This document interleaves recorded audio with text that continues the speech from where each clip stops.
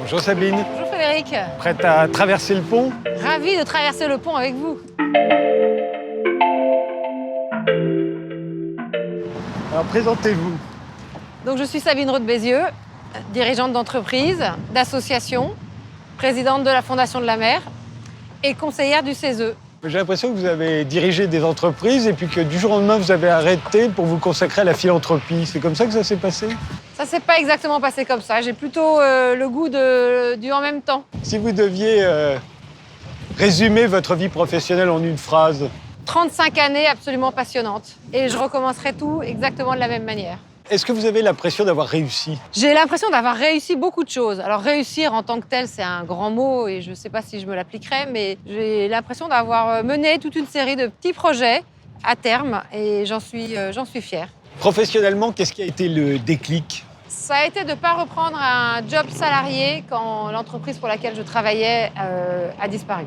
J'étais bien, c'était plus confortable, j'avais plein de propositions.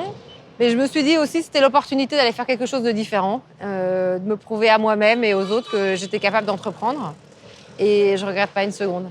Quelle a été votre plus grande réussite? Le lancement de la Fondation de la Mer. On a été lancé en 2015, c'était une suite du Grenelle de la Mer. Et en quelques années, on a réussi à rendre cette fondation incontournable en France. Et votre plus gros échec, ce serait quoi?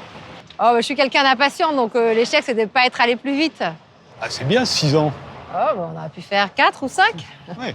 Le jour où vous vous êtes décidé à vous lancer dans un nouveau projet, quel a été le déclic? Pour la Fondation de la Mer, c'est vraiment une prise de conscience il y a une dizaine d'années qu'on était extrêmement responsables et que nous, les pays développés, nous avions une responsabilité majeure vis-à-vis des 6 ou 7 milliards de personnes que nous sommes sur la planète. C'est incroyable de penser qu'on vit extrêmement bien dans nos pays, mais que notre mode de vie n'est pas reproductible pour 6 milliards de gens sur la planète. Et il est hors de question d'interdire à des gens de vivre comme nous, aussi bien que nous. Et donc il faut inventer un nouveau modèle. Et clairement, ce nouveau modèle, c'est à nous, pays riches, de l'inventer et de le mettre en œuvre pour que 6 milliards, peut-être 10 milliards de gens demain puissent vivre comme nous. Vaste projet. Allons-y. Merci Sabine d'avoir traversé le pont.